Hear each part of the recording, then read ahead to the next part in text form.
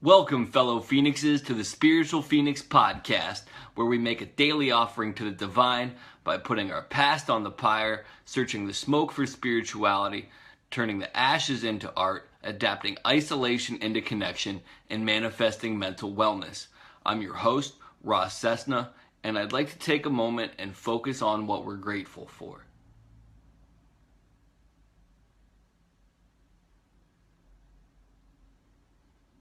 Today, I'm grateful for the various trails by my house that I can take my dog on our morning walk for.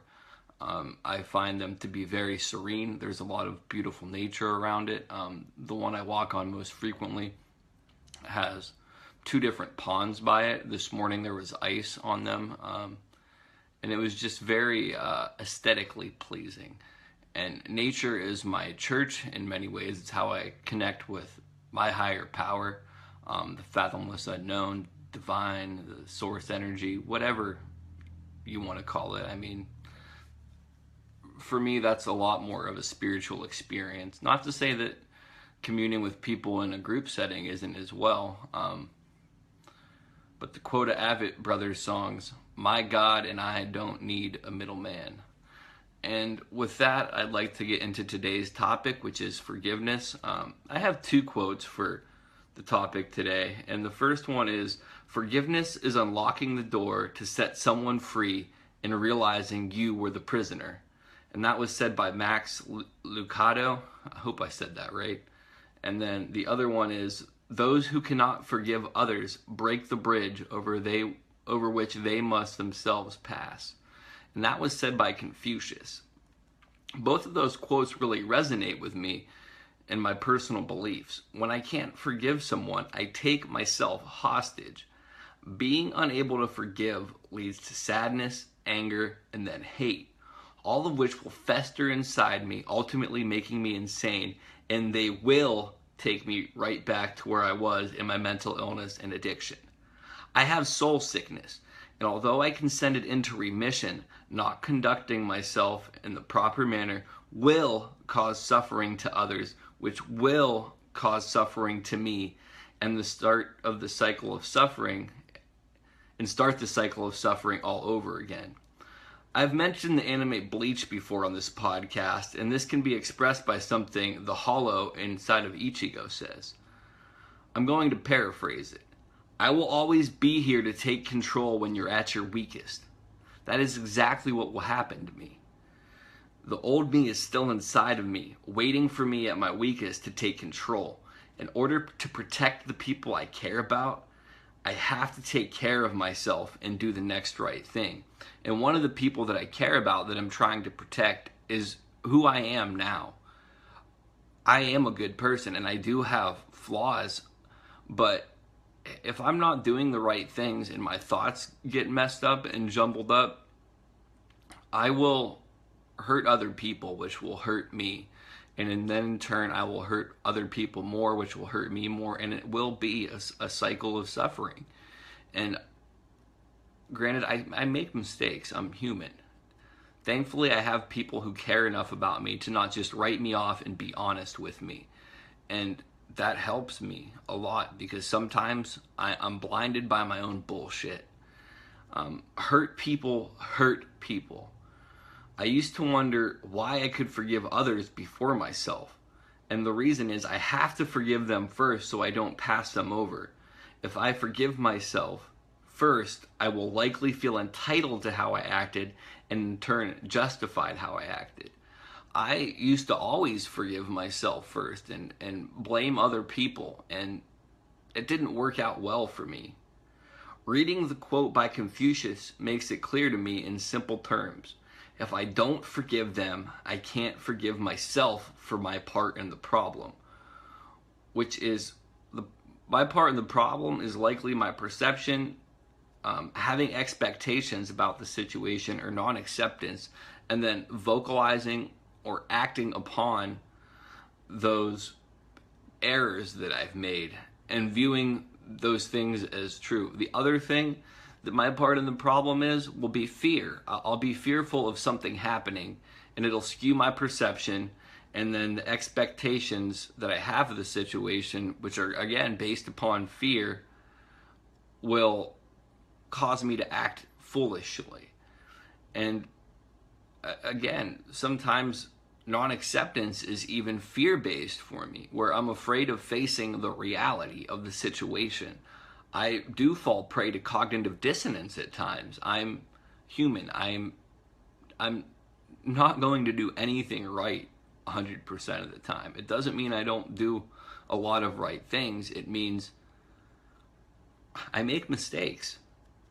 In order to prevent the demon in me from taking control, I have 4 simple things to follow from one of the 12-step programs. And they're the 4 absolutes: honesty, unselfishness, love, and purity. And when and if I forget these 4 absolutes, I then have to take half of the 12 steps that are part of my recovery. And there's a reason that more than half of the 12 steps are relative to our misdeeds and actions. Step 4, when we made a searching and fearless moral inventory of ourselves. Step 6, I forgot step 5. Oh, I did write step 5. Step 5, we admitted to God, to ourselves, and to another human being the exact nature of our wrongs. Step 6, we were entirely ready to have God remove all these defects of character. And it's a God of your own understanding, or higher power of your own understanding. It doesn't have to be spiritual. It can be the group. For me, it's the fathomless unknown, the divine. Yours could be whatever you want. Or even, you don't even have to do this. This is for me. Step 8, we made a list of all persons we had harmed and became willing to make amends to them all. And that can include myself, because I do have to be able to realize that I harm myself when I harm other people. And my words can be harmful. I can be very, very toxic. Step 9, we made direct amends to such people wherever possible, except when to do so would injure them or others. Step 10, we continued to take personal inventory, and when we were wrong, promptly admitted it. And that's something I have to practice frequently. I make mistakes often, and I often apologize for them.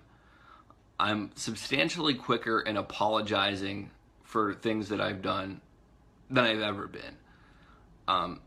It's become second nature to me, and it's a humbling experience, which is something I need. I need to be humbled sometimes. I have self-appreciation, but if I'm not careful, my self-appreciation can turn into self-infatuation, which can then turn into ego.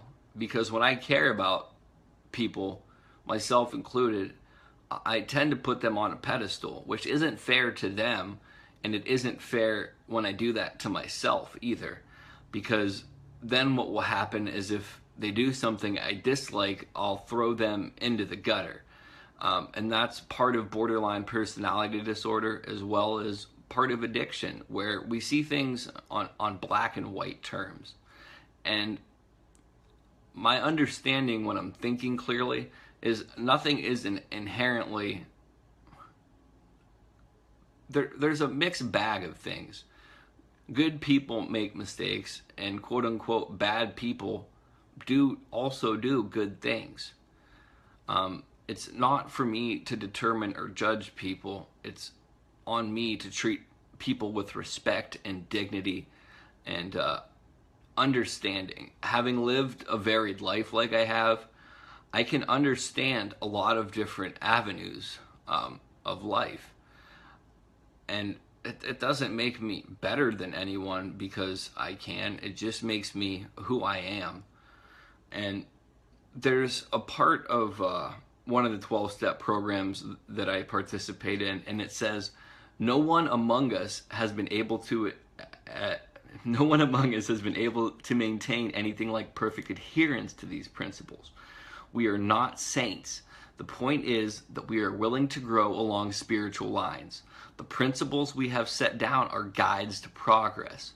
We claim spiritual progress rather than spiritual perfection. And that's all I'm trying to attain, is spiritual progress.